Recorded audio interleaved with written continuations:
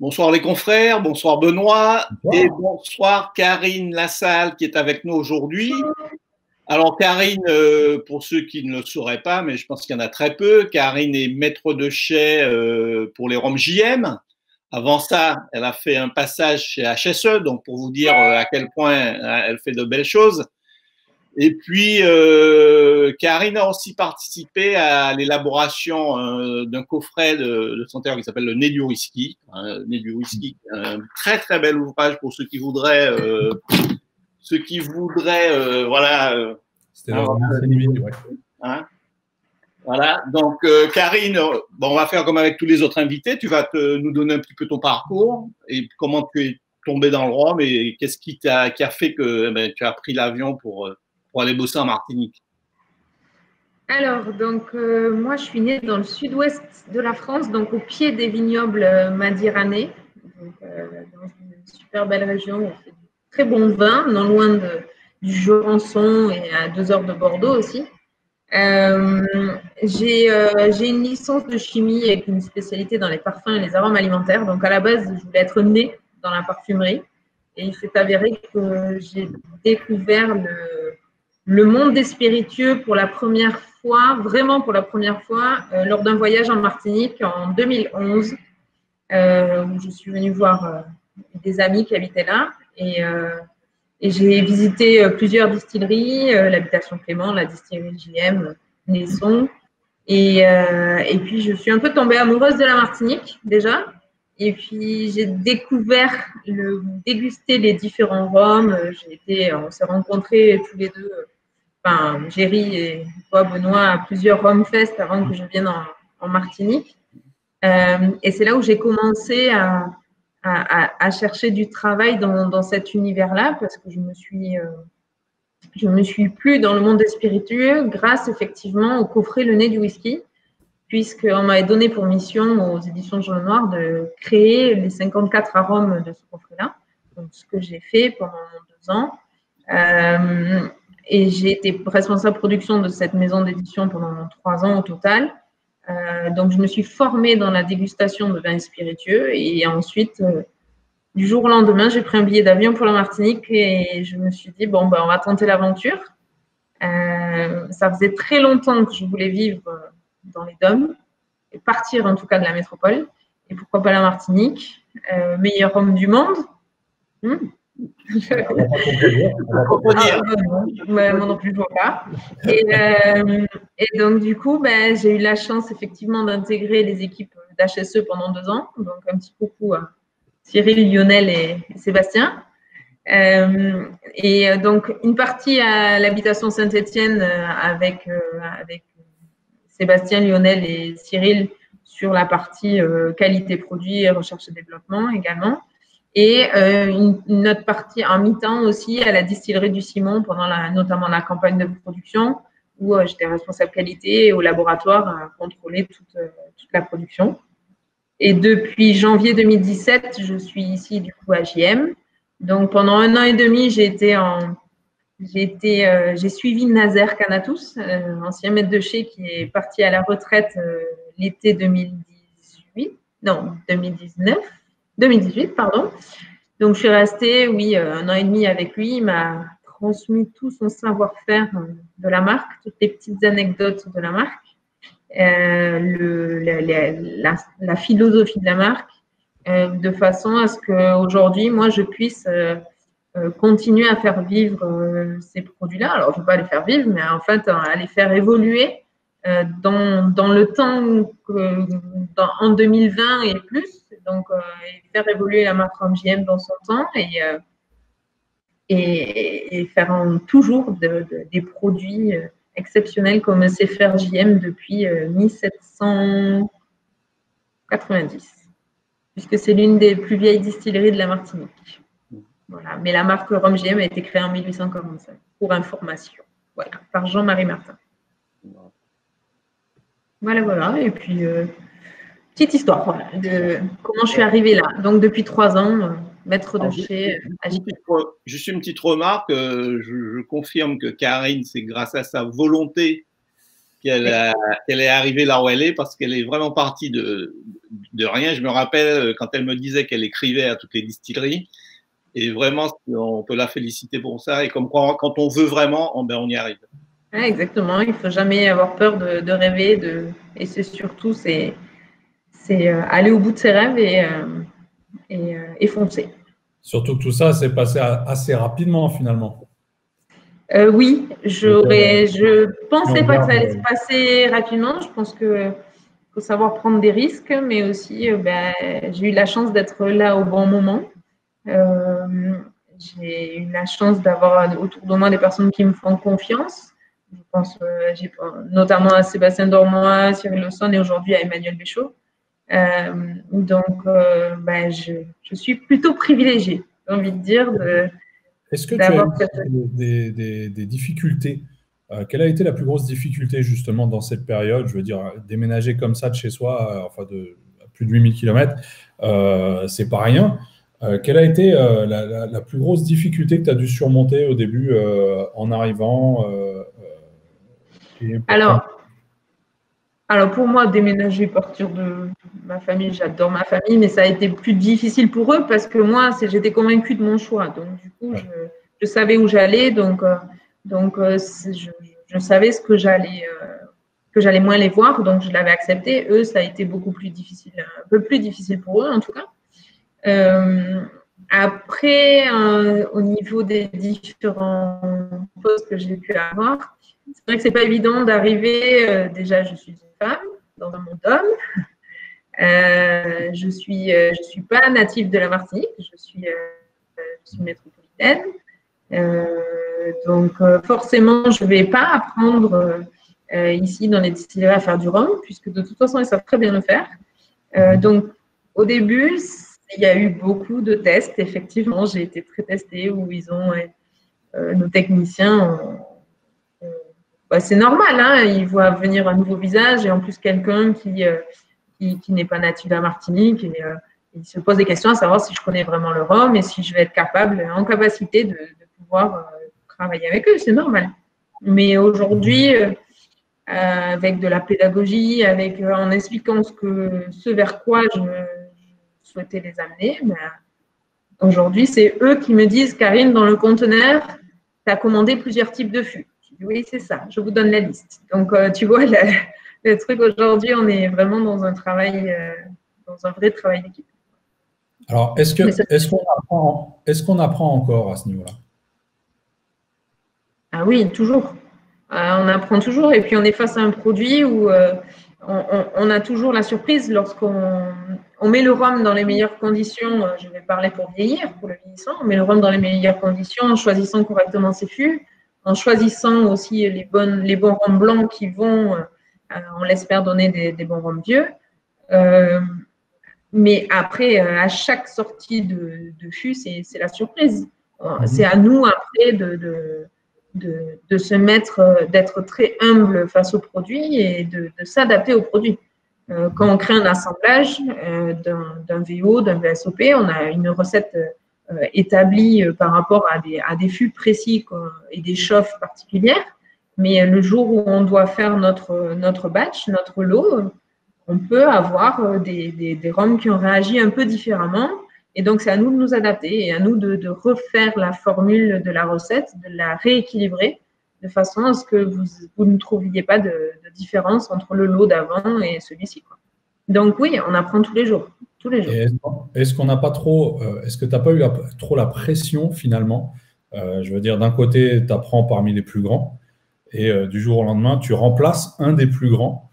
Est-ce qu'il n'y a pas une certaine pression qui va avec ça?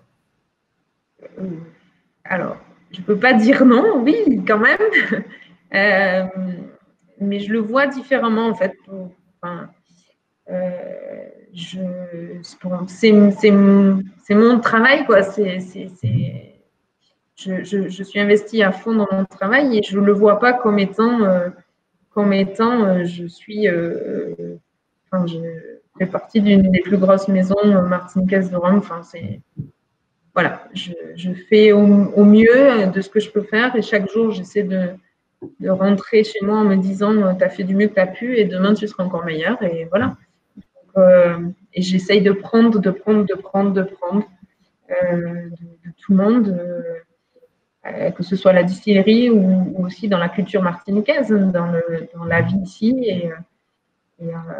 Donc, En fait, oui, de la pression, mais de la bonne pression, je pense. Tu prends, mais tu as aussi donné, puisque tu as quand même sorti de belles cuvées. Hein. Donc, oui, alors donc au début, ouais. Ben là, depuis 3 ans que je suis arrivée, il y a eu énormément d'investissements dans la distillerie sur le matériel, sur la rénovation du site déjà. Pour ceux qui sont déjà venus, ont dû voir le gros changement qui a été opéré depuis 2012 dans la distillerie. Aussi, dans le process de fabrication, il y a eu des changements de moulin, des changements de colonnes à distiller, une nouvelle chaudière, notamment aux normes européennes par rapport à l'environnement, donc par rapport au projet atmosphérique. Donc, énormément d'investissements. Donc, forcément, je raccroche le téléphone. Donc, forcément,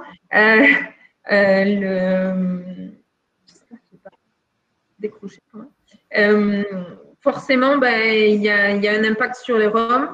On a également de plus en plus de fûts en vieillissement, donc forcément des fûts qui seront plus. On va faire introduire des fûts neufs dans notre parc aussi. Donc, on a décidé depuis 3 ans de vraiment réécrire toutes les recettes de nos produits du 1 an jusqu'aux 6 ans d'âge. Donc, on est en train de créer toutes ces recettes d'assemblage de façon à les stabiliser dans le temps et à les faire évoluer convenablement pour les années à venir. Puisqu'on avait remarqué quand même qu'il y avait parfois certains commentaires de nos consommateurs qui disaient c'est bizarre, il y a quelques mois, mon VO, il n'avait pas ces saveurs-là. On était un peu parfois avec des lots qui étaient un peu moins agréables que d'autres, ou un peu plus faibles que d'autres. Et donc, du coup, on essaie de faire en sorte de proposer toujours un rhum d'extrême qualité. Donc, je ne sais plus pourquoi tu m'as posé cette question. Alors, on a une question qui nous vient de Pierre Moreau, qu'on salue d'ailleurs, qui nous demande: Clément s'approvisionne à la distillerie du Simon, est-il envisagé qu'il s'approvisionne chez JM aussi? Ah non, pas du tout. Clément, pardon, je pensais alors, c'est déjà le cas. C'est déjà un peu le cas. Il faut savoir que la canne bleue de Clément est produite à la distillerie JM aujourd'hui. Donc, puisque tout le monde est… Pardon? Depuis quand ça? Depuis 4-5 ans, il me semble, voilà, à peu près. Depuis en fait que JM a aussi investi dans son matériel de production de façon à produire un peu plus de rhum que ce qu'on faisait il y a quelques années. Donc oui, Clément commence à prendre depuis quelques années du rhum aussi à la distillerie JM, puisqu'effectivement on fait partie du même groupe. Donc Clément nous achète du rhum. Est-ce qu'une transition à 100% vers la distillerie JM est envisageable de leur part? Aujourd'hui, peut-être pas. Dans les années à venir, peut-être. Là, je ne sais pas. Ce sont des stratégies de direction qui ne… Ah non, je demande éventuellement aussi par rapport à la capacité de production de JM. Oui, voilà, c'est ça. Ce sont des stratégies de direction, à savoir quels sont les investissements qu'on va pouvoir faire pour la distillerie et qui vont éventuellement permettre à Clément d'être à 100% en commande chez JM pour son rhum blanc. Aujourd'hui, JM n'est pas en capacité totale de fournir JM et Clément.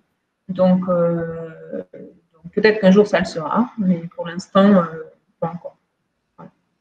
Alors, je te propose d'aller directement dans le vif du sujet du jour. Il y a de cela maintenant 2 mois environ. Thierry et moi sommes venus te rendre visite avec quelques amis québécois et tu nous as montré 2-3 choses qui sont sorties depuis. ou du moins dont on a entendu parler sur la toile, même si maintenant, d'un point de vue commercial, c'est peut-être pas évident avec ce qui nous arrive. Est-ce que tu peux un peu nous en parler? Qu'est-ce que c'est? C'est quoi l'idée derrière? Enfin voilà, dis-nous tout. Alors, l'idée derrière, alors c'est une nouvelle gamme de produits qui s'appelle l'Atelier des Rhums. Donc, ce sont 3 produits, 2 élevés sous bois et un BO. Donc, un premier élevé sous bois de 1 an de vieillissement, un deuxième de 2 ans de vieillissement et ensuite un VO, donc en 3 ans d'âge. Donc, d'où est venue cette idée? En fait, lorsque je suis arrivée en janvier 2017, j'ai fait une petite analyse personnelle, hein, on est bien d'accord, de la marque, en me disant que JM, c'est une très belle marque, renommée dans le monde entier, en Martinique également, une marque avec des traditions, avec un savoir-faire plutôt élitiste. Aujourd'hui, enfin, il y a jusqu'à présent, et en grande partie, lorsqu'on venait acheter une bouteille de JM, on l'offrait parfois à notre papa ou à notre grand-père lorsqu'on était jeune, ou alors on achetait une belle bouteille et on n'osait pas l'ouvrir parce que c'est du JM, c'est du très vieux JM et il faut l'ouvrir pour les bonnes occasions. Donc, j'avais envie, j'ai proposé à Emmanuel Béchot et Grégoire Guédin, je leur ai proposé de dépoussiérer un peu tout ça, comment dire, ce fait qu'on n'a pas envie d'ouvrir une bouteille de JM parce qu'elle est précieuse. Et j'avais envie de décomplexer un peu la marque et de dire aussi que oui, JM, c'est une marque élitiste, c'est une marque traditionnelle, c'est une marque avec un grand savoir-faire depuis des années. Mais ce savoir-faire-là, on peut aussi le proposer à des personnes qui sont plus jeunes et les amener progressivement à découvrir la gamme classique. Donc, on a fait le choix bien évidemment, on a notre gamme classique avec toujours ce qu'on sait faire, c'est-à-dire du 1 an jusqu'aux 6 ans d'âge, donc où on est en train, comme je vous l'ai dit tout à l'heure, de réécrire toutes les recettes des profils aromatiques de nos rhums. Et nos 10 ans, nos 15 ans, le millésimé, peut-être d'autres, mais je ne dirai pas plus. Donc, en brut de fût, donc comme on a l'habitude de faire, on sort tous les ans des millésimés brut de fût. Et à côté de cette gamme classique, qui de toute façon sera toujours là et sera l'identité de la marque, essayer de s'amuser à côté avec une gamme un peu plus spécifique. Comment attirer les jeunes aujourd'hui? Mais c'est aussi les attirer grâce au cocktail, au monde du bar. Alors, l'idée n'est pas de rentrer dans toutes les discothèques de Martinique, de France et d'ailleurs. Non, on ne va pas prostituer la marque, on est bien d'accord.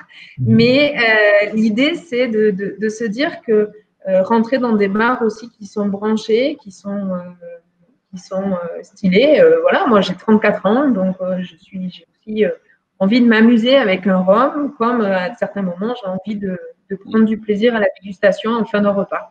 Et donc, c'est pour ça qu'on a aussi travaillé avec Joseph Akavan du Mabel à Paris. Donc, il y a un bar. Il est en train de nous regarder. Salut Joseph. qui est un super bar à Paris où Joseph, il travaille des produits sans sas.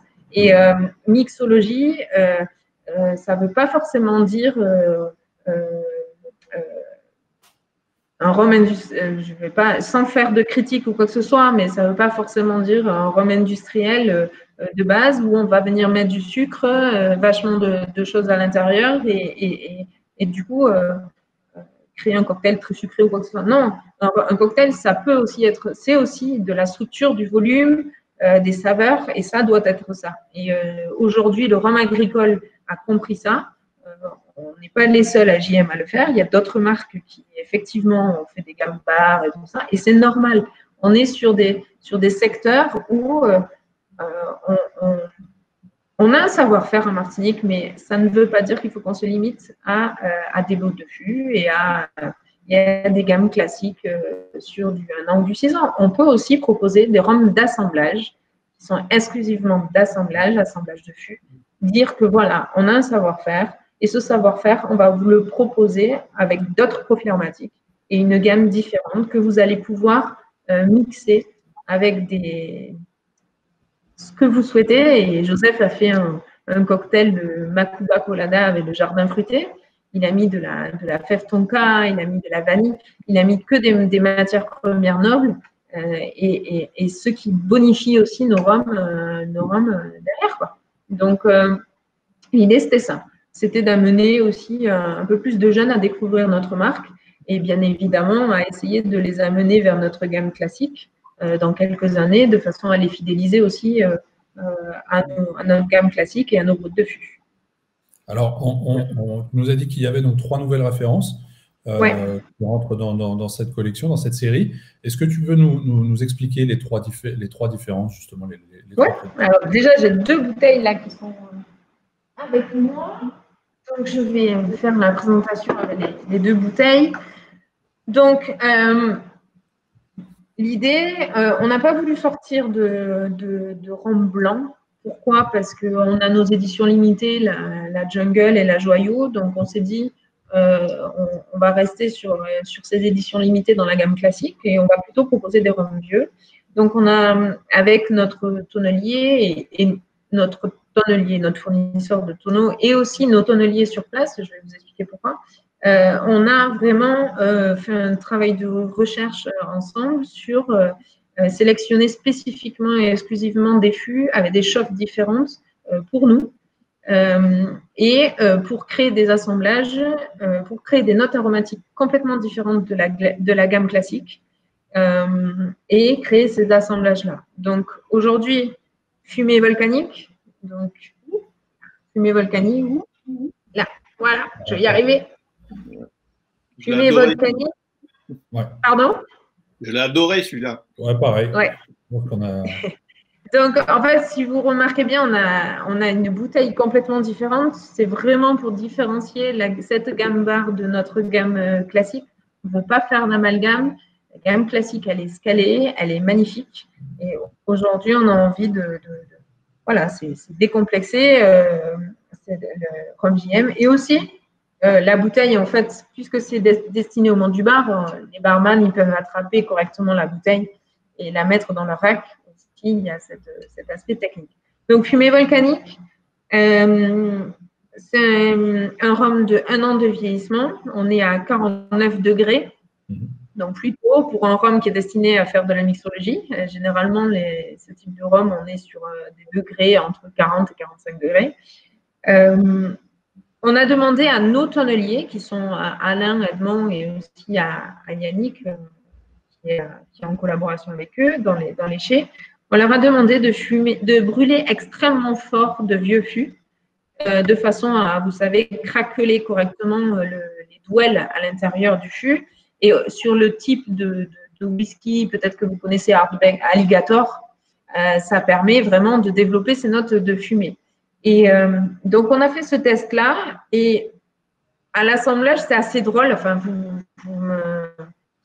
me confirmerez ou pas, mais je ne sais pas ce que vous en pensez. Lorsqu'on la déguste ensemble, au nez, on a vraiment quelque chose qui est limite gourmand. On a du miel, de la vanille, du caramel beurre salé presque. Et on commence à avoir un peu ces notes fumées. Et ensuite, en bouche, on a vraiment tout le caractère fumé minéral qui ressort et avec une longue persistance en bouche, du volume.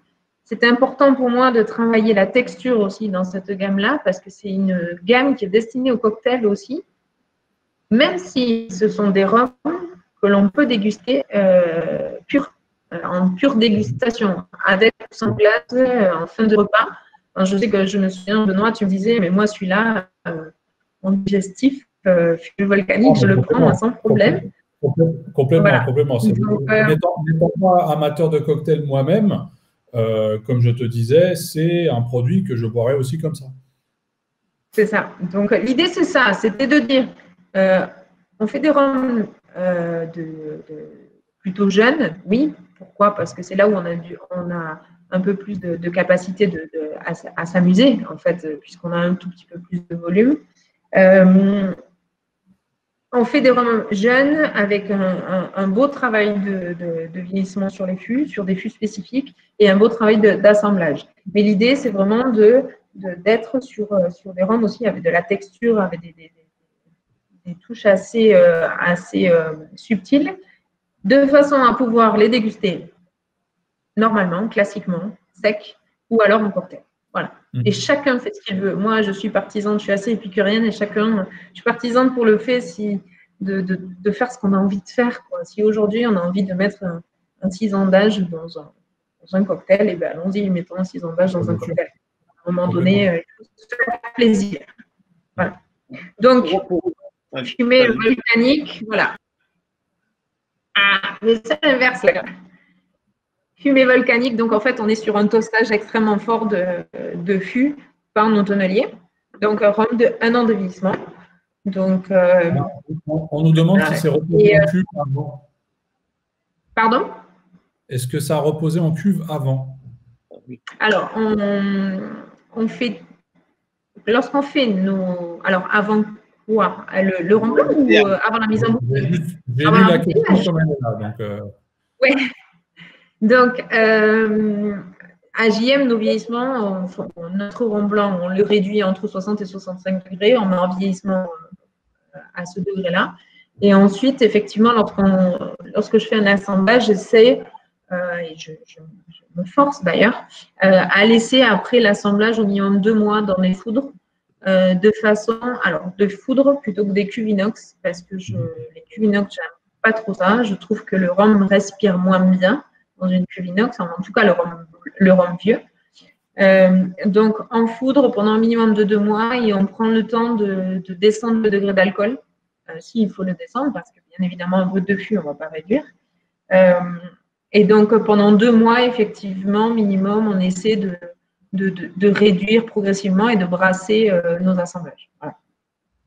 Donc, effectivement, ça a été, on va dire, c'est pas vraiment une opération de maturation, mais de stabilisation du produit. Parce que lorsqu'on sort le rhum vieux du fût, il est étriqué dans le fût et il a besoin de s'exprimer. Donc, il a besoin d'espace lorsqu'on le met en cuve. Lorsqu'on fait l'assemblage, au bout d'une semaine, le visage de l'assemblage, enfin le parfum du rhum a vraiment évolué, il s'est assoupli, il y a moins de notes d'alcool fort qui ressortent. Donc c'est important. Et ce temps de passage en foudre, c'est important.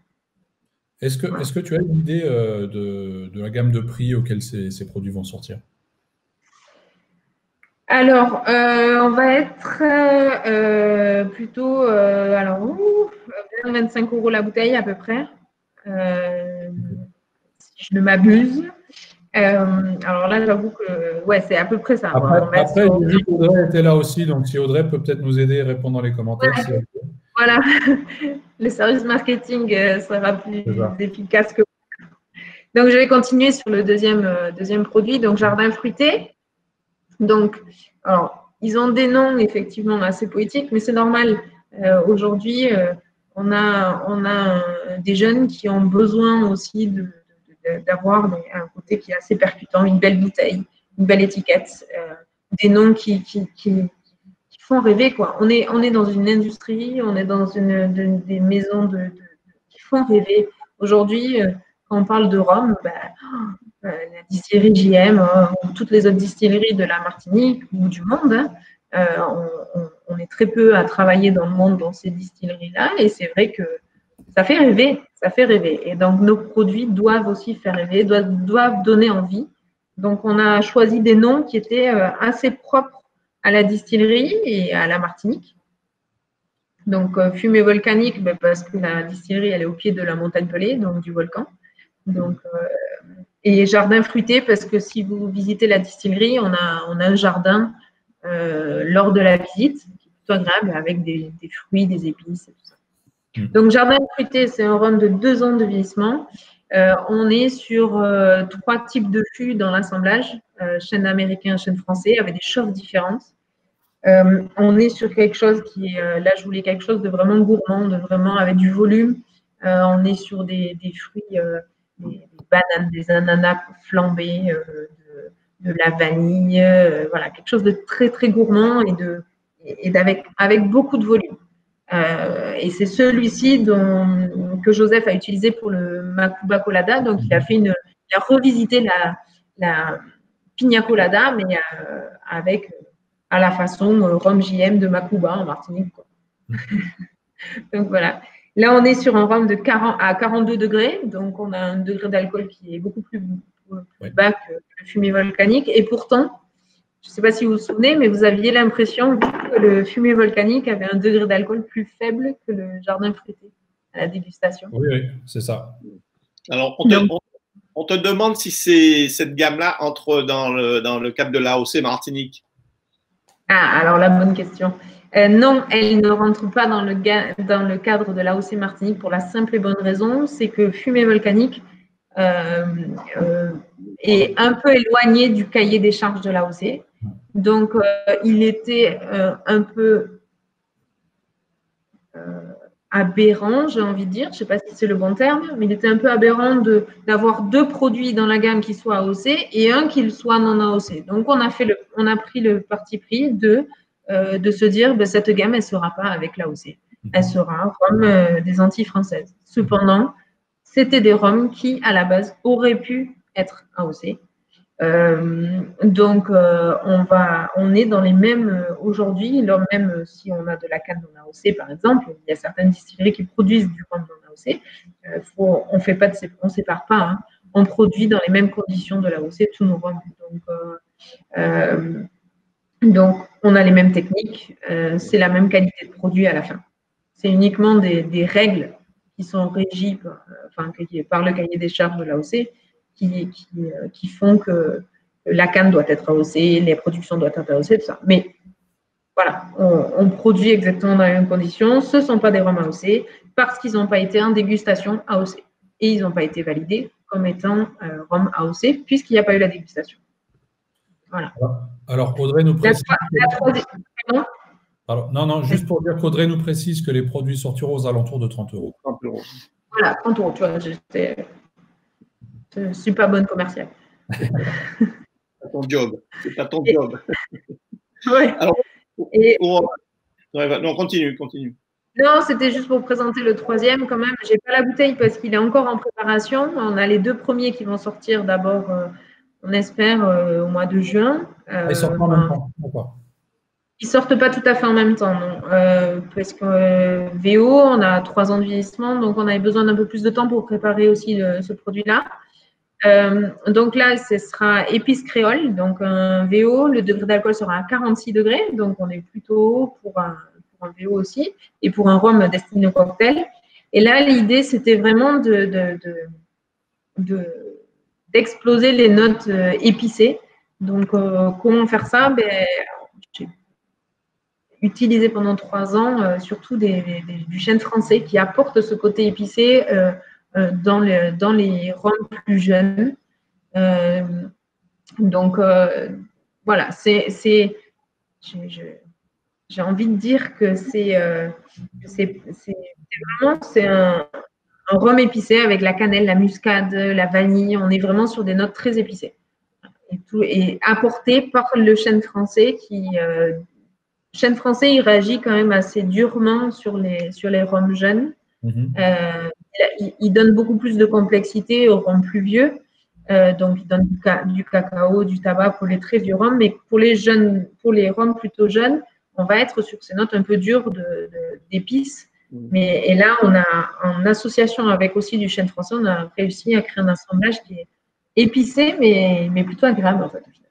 Donc voilà. Je ne sais pas ce que vous en pensez, vous les avez tous les 3 dégustés. Donc, Oui, non. Alors, pour ma part, en tout cas, j'ai trouvé ça très intéressant et je vois que la question revient encore un peu des petits retardataires, je suppose.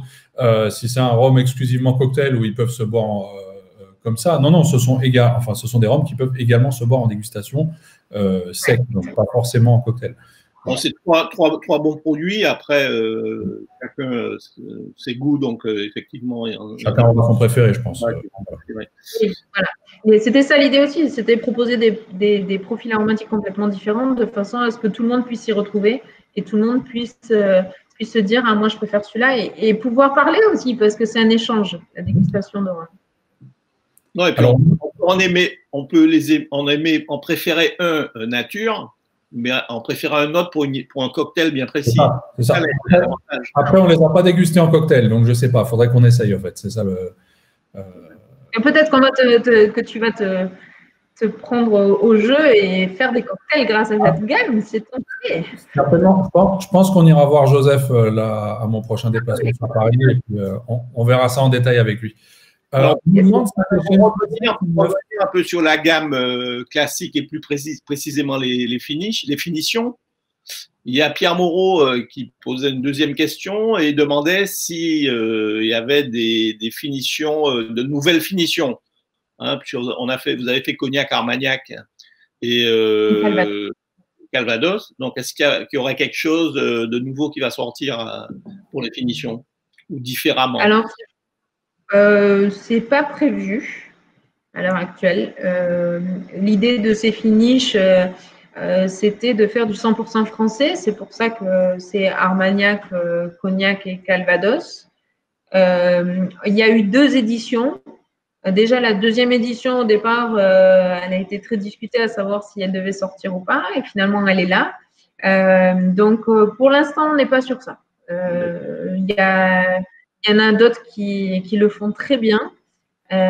Donc, on va les laisser faire. Voilà. Alors, juste pour revenir sur les 3, enfin sur le dernier, donc Épices Créoles, tu disais que c'était des fûts de chêne français. On nous demande si ce sont des fûts neufs. Alors oui, en grande partie. On a fait rentrer une certaine quantité de fûts neufs dans nos chais. C'est vrai que j'aime bien utiliser le fût neuf parce que je trouve que ça apporte beaucoup de structure et de complexité au rhum.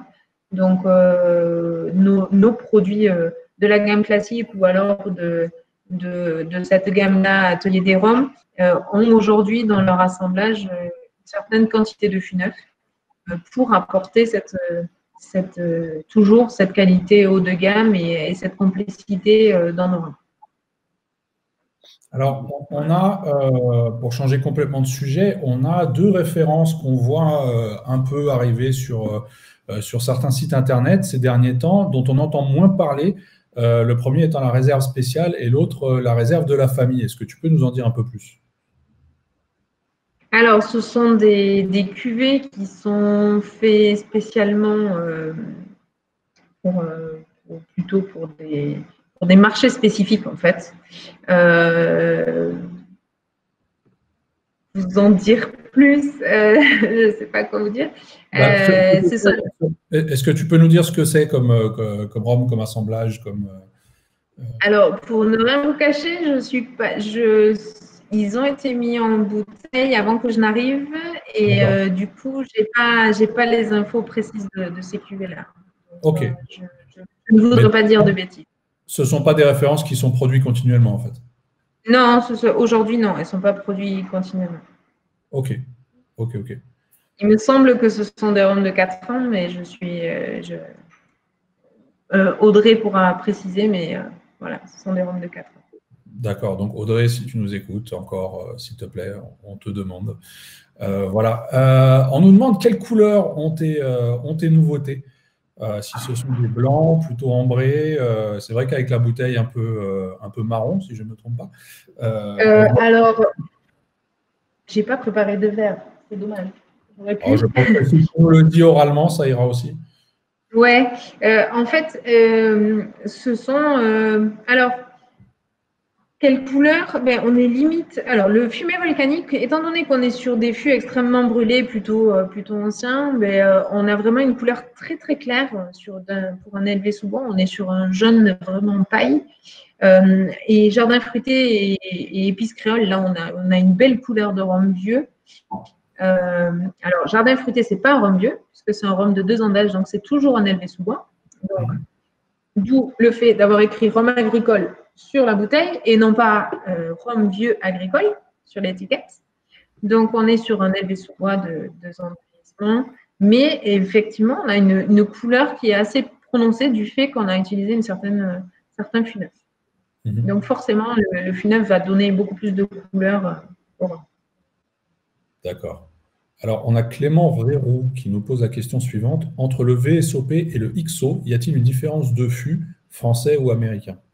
Merci. Alors oui. Oui, oui. Aujourd'hui, oui, beaucoup plus, c'est ce qu'on disait tout à l'heure, on est en train de retravailler nos recettes. Donc aujourd'hui, dans le VSOP, le XO, j'ai à peu près 4 fûts différents sur l'assemblage. Donc avec français, américain, un peu toutes les capacités et certaines choses spécifiques. Alors, on a eu un peu une question similaire un peu plus tôt. Si tu pouvais nous expliquer la différence entre les différents blancs, justement, que propose JM dans sa gamme, autant les éditions limitées que le blanc classique, en fait.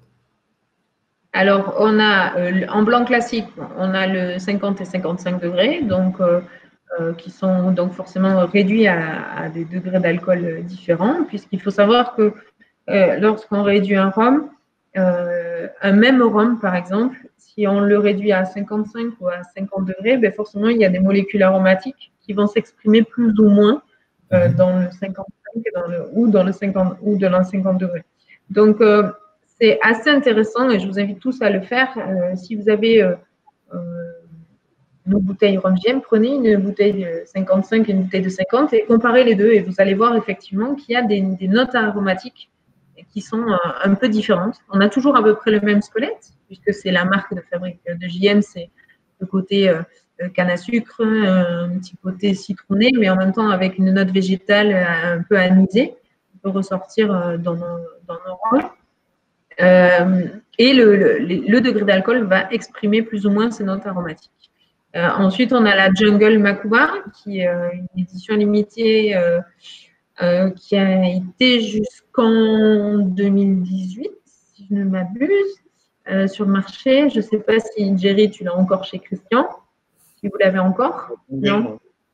Ouais, voilà. Donc, c'est aujourd'hui, ça commence à être des bouteilles collector pour ceux qui ont l'édition Jungle. C'est un rhum, en fait, ce qu'il faut savoir, c'est que nos rhums blancs, on a la particularité à JM, c'est de les maturer. Donc, après la distillation, ils restent en cuve de stockage pendant un minimum de 6 semaines. De 6 mois, pardon. L'AOC veut 6 semaines minimum. À JM, on est sur 6 mois minimum. Donc, aujourd'hui, c'est tous les rhums.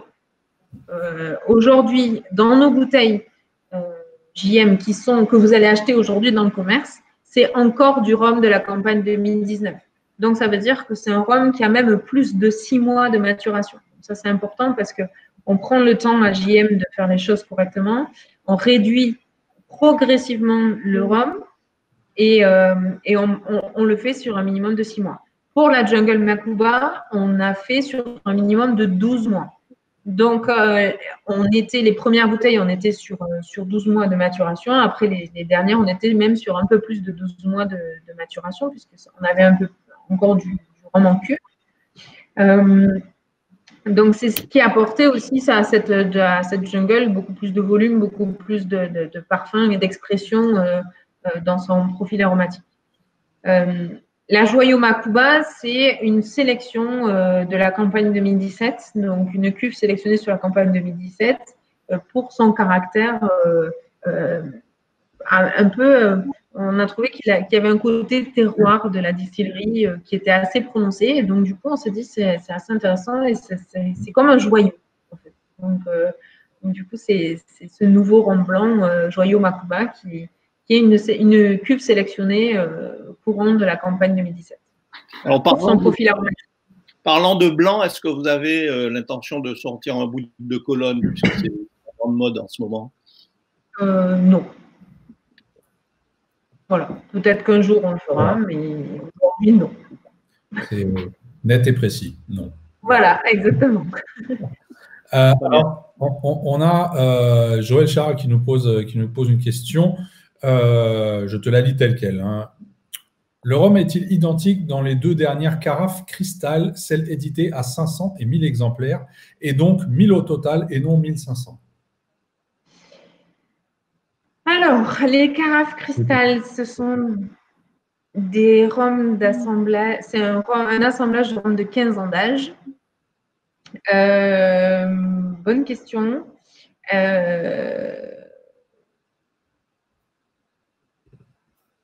Pour moi, ce sont les mêmes rhums parce que le rhum, c'est le même assemblage. Oui, je ne vois pas pourquoi ça ne serait pas le même assemblage. Okay, je ne vois pas non plus pourquoi la question. Joël, si tu peux Voilà. peut-être préciser, ou Olivier, je vois qu'il avait la même question. La question est effectivement souvent posée puisqu'il y a une série limitée à 500. Ouais. Et cette même bouteille cristal, c'est la deuxième, hein, c'est pas la première, ouais. a été rééditée à 1000 exemplaires. Donc souvent, les gens se demandent effectivement si c'est le même assemblage. Il y a eu 2 éditions avec un numérotage différent, en fait. Voilà, exactement. Est-ce que c'est le même rhum dans les 2 numérotages différents? À ma connaissance, c'est le même rhum. Après, effectivement, encore une fois, c'est une cuvée que je ne maîtrise pas puisque je n'étais pas là quand elle a été mise en bouteille. Mais à ma connaissance, c'est le même rhum. Alors, on a une autre question de Clément Héroux, à nouveau, qui nous demande « À quand un JM Confrérie du Rhum ?» Peut-être. Il y a eu un live, il y a eu un live récemment avec Dominique de la Guigneraie qui s'est très avancé sur le sujet. Donc, rien dire. Voilà. Mais il a dit que tu nous en dirais plus. Voilà. Ah, que je vous en dirai plus. C'est pour ça que les gens redemandent, en fait, parce que vous demanderez à Karine. Donc, voilà. Il y a plein de choses dans les tiroirs à JM, ça c'est sûr. On a plein de projets, peut-être la confrérie du Rhum, mais je pense que vous saurez communiquer dessus pour dire que ça va sortir. Ou pas. On en reparlera. Restez connectés, on en reparlera assez rapidement. Exactement. Laisse-les vieillir en attendant. C'est ça, exactement. Je surveille. Est-ce que JM envisage de faire du... Pardon, est-ce que JM envisage de faire du bio? Du bio? Oui. Je me pose la question. Alors, JM, la stratégie n'est pas de dire qu'on va faire du rhum bio. Par contre, on est rentré dans une démarche éco-responsable depuis de nombreuses années. On améliore de plus en plus notre process de recyclage de nos déchets. Donc, il faut savoir que notre bagasse, à la fin du broyage, va suivre 3 circuits. Donc, le circuit classique, introduction dans la chaudière pour combustible de façon à produire la vapeur d'eau qui va être injectée dans les colonnes à distiller. Donc ça, c'est ce que font toutes les distilleries de rhum agricole dans le monde, puisque c'est de la biomasse qui est facile et qui est gratuite. Et donc ça, c'est pour le premier tiers. Le deuxième tiers, on a une usine en Martinique qui produit de l'électricité. Donc, on va envoyer cette bagasse dans la production d'électricité sur l'île. Pour finir la boucle, d'ailleurs, on a 2 voitures électriques sur le site. Donc, on utilise 2 voitures électriques pour naviguer dans la distillerie et ou parfois, lorsqu'on a besoin d'aller chercher une pièce à Fort-de-France ou ailleurs dans la Martinique, on utilise ces voitures électriques. Et donc, le comble, c'est que c'est notre bagasse en partie qui a fait l'électricité. On a les retours jusqu'à Fort-de-France avec. Ah oui, 250 km, tu fais l'aller-retour. Tu fais 250 km avec cette voiture, donc il n'y a pas de souci. Ça va. Il y a même des vélos, non? Il semblerait qu'on t'ait vu à vélo à l'époque. Ouais. Alors oui, parfois je me prends à faire du sport dans la distillerie. Tu sais, il faut s'entretenir et ça permet d'entretenir aussi la créativité. Donc oui, on a des vélos. Alors je peux te dire que les côtes sont un peu dures, mais on y arrive. On y arrive. À la fin, j'arrive assez essoufflée, mais ça va, ça se passe bien. Ça fait du bien de bon matin. Et donc, pour finir à la bagasse, troisième partie, c'est qu'on va utiliser la bagasse pour du compost. Donc, compost qu'on va mettre dans les champs de bananes, puisqu'on a aussi une exploitation de bananes pas loin de la distillerie. On a une autre entité pour la banane. Donc, bagasse en tant que compost dans les champs de bananes ou de canne à sucre. Donc, on remet à la terre ce qu'on a pris à la terre, en fait, en quelque sorte. Et aussi dans nos rejets de distillation, les vinasses, on est depuis 2 ans maintenant, on est rentré dans un projet pilote sur la Martinique. Donc, on est suivi par tous les organismes environnementaux locaux, nationaux et européens sur ce projet-là. Ce sont des lagunes où on a planté des végétaux et ces végétaux permettent du coup de filtrer via le principe de respiration des végétaux et ils vont venir absorber en fait les composés organiques qui sont en charge trop importante dans les vinasses. Et donc, du coup, lorsqu'on va rejeter le résidu de cette transformation par les plantes, en fait, on va avoir carrément, c'est de l'eau quasiment claire qu'on va sortir. Et donc, du coup, ça nous permet d'irriguer des champs de bananes et on va moins puiser dans les eaux de rivière aux alentours de la propriété. Donc, c'est non pas de communication et pas d'idée de stratégie sur le bio. Par contre, une grande démarche éco-responsable parce qu'on se doit, dans nos industries aussi, aujourd'hui et encore plus aujourd'hui, et on le sait et on l'a compris avec toute cette histoire de virus, ça fait aussi partie de notre responsabilité de protéger notre maison qui est la terre. Donc, du coup, JM, depuis de nombreuses années, rentre dans cette démarche-là. Et notre chaudière, d'ailleurs, j'en parlais tout à l'heure, toute nouvelle depuis 3 ans, c'est la 3e campagne de production. On a l'impression, lorsqu'elle est en fonctionnement, qu'elle ne fonctionne pas parce qu'en fait, il n'y a aucune fumée qui sort de la cheminée. On a des filtres extrêmement puissants sur cette chaudière-là, de façon à avoir moins de rejet atmosphérique. Voilà. Alors, question suivante directement. On a parlé du bio. Un projet de monovariétal en cours? Oui, non? Alors, non. On produit la canne bleue pour Clément. Est-ce que ça serait judicieux qu'on fasse un monovariétal? Pas sûr. Et on nous demande également, est-ce qu'il y aura de nouveaux multimillésimes ainsi que de nouveaux single barrel? Alors, je veux juste préciser, single barrel, c'est pas brut de fût, si on parle de brut de fût. Non, on parle, oui. Voilà, alors, multimillésime, alors, on est en train de travailler sur une nouvelle cuvée. Voilà, j'en dirai pas plus. Comme j'ai dit tout à l'heure, il y a plein de choses dans les tiroirs. Single barrel, on en fait. On a des petits projets autres de brut de fût encore et toujours. Donc, il y a plein de choses qui arrivent. Et je ne veux pas trop en dire. Je veux laisser le suspense. Alors, une question concernant les 10 ans d'âge millésimes. On parle de brut de fût. Est-ce le cas? Et en ce qui concerne leur titrage, est-ce un choix de diminuer leur degré d'alcool depuis 20 ans? Alors, ce qu'il faut savoir, c'est qu'avant, il y a 20 ans, on mettait à vieillir le rhum blanc à 70 degrés. D'accord? Donc, sortie de colonne, on ne faisait pas de réduction. Aujourd'hui, comme je vous ai dit tout à l'heure, on est à une mise en vieillissement entre 60 et 65 degrés. Parfois, ça peut être à 58 degrés. Pourquoi on fait ça?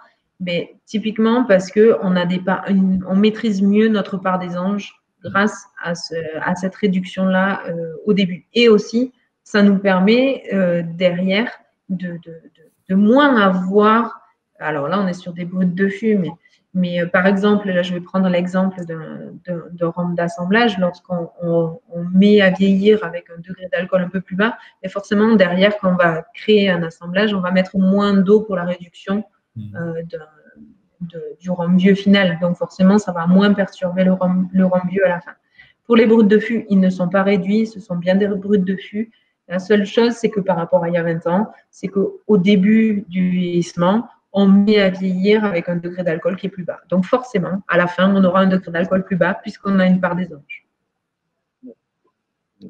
Alors, une question qui revient tous ces derniers lives un peu avec tout le monde, c'est ton rhum préféré dans ta gamme et ton rhum préféré hors JM du coup. Alors, j'ai tendance à sortir le joker. Un dernier verre. Tu dois choisir un dernier verre, celui de la fin. C'est quoi? C'est dur. C'est vachement dur parce que ça va dépendre de l'envie du moment, en fait. Alors là, maintenant. Je sais qu'il est tôt chez toi, mais maintenant. Ouais, il est très tôt. Là, j'ai plus envie de boire un verre d'eau. Alors, dans la gamme, il y a tellement de J'ai envie de vous dire le nouveau multimillésime 2002, 2007, 2009, parce que ça a été mon premier assemblage à JM, donc j'en suis plutôt fière. Donc, dans la gamme JM, ça serait ça. En dehors de JM, est-ce que c'est vraiment…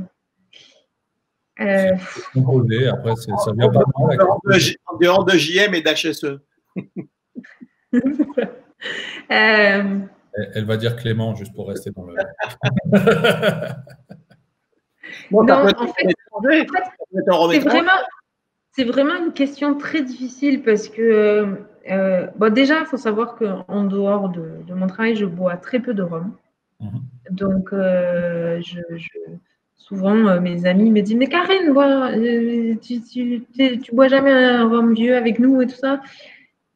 Voilà, je suis toute la journée dedans, donc c'est vrai que… Il y a un peu cette image des gens qui travaillent dans le rhum, comme quoi ils passent leur temps à picoler, alors qu'en fait, pas du tout. Non.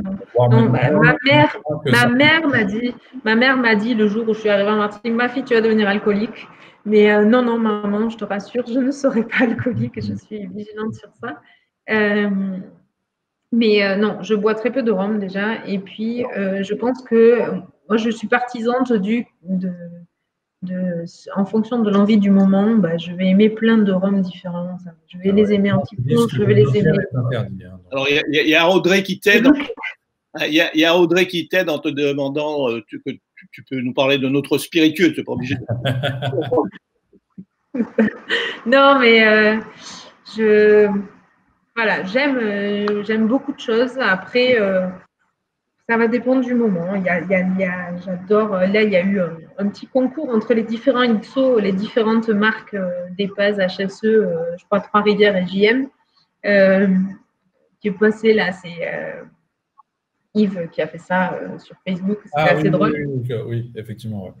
C'était assez sympa, mais j'adore le XO d'HSE, j'adore le XO de DEPAS et j'adore le XO de Trois-Rivières. Je pense on peut tous, dans toutes les marques qu'il peut y avoir en Martinique et dans le monde, trouver des saveurs qui nous conviennent.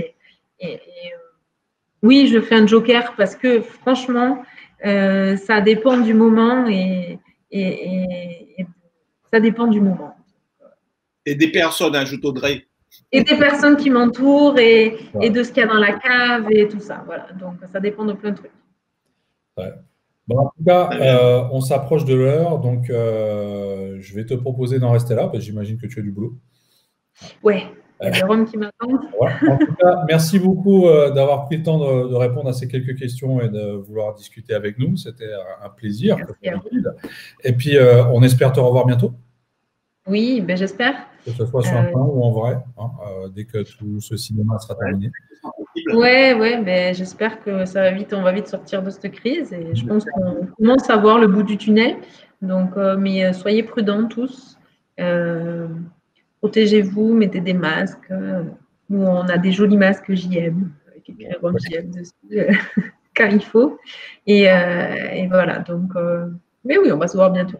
Super, merci beaucoup. Voilà. Jerry, moi je te dis à demain. Demain, on sera avec Hubert Corman, notre cher ami de Belgique, qui va nous parler de plein de choses. En fait, je pense qu'il va nous parler de plein de choses super intéressantes. Donc, on vous donne rendez-vous demain, 18h, pareil. Et puis voilà, sur ce, bonne soirée. Merci beaucoup. Merci Karine. Et à la prochaine. Bye bye. Bye bye.